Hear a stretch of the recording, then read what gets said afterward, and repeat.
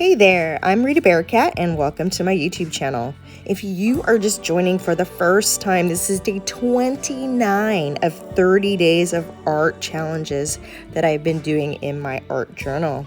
I sent these out to my email subscribers, and if you would like the 30 art challenges in your inbox, you can just sign up on the link below and I will send them to you.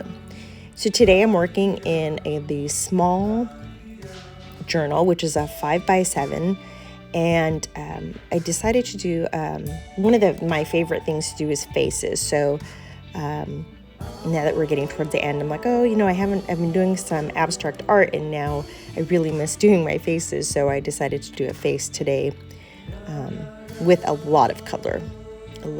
So the first thing that I did was, of course, draw my face, and then I used some drawing gum. This one is from Pibio, so I tried to use one before and then it had dried out, but this one is still working. And what it does is it sits on top of the page and then you rub it off when you're all done, and then it leaves those areas white.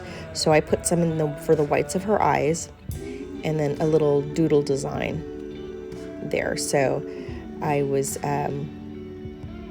wanting to keep those areas very, very white. And you could go back and do with acrylic paint or gesso on top to put the white back in there. But for this one, I knew kind of where I was going and what the idea was ahead of time, and sometimes I don't.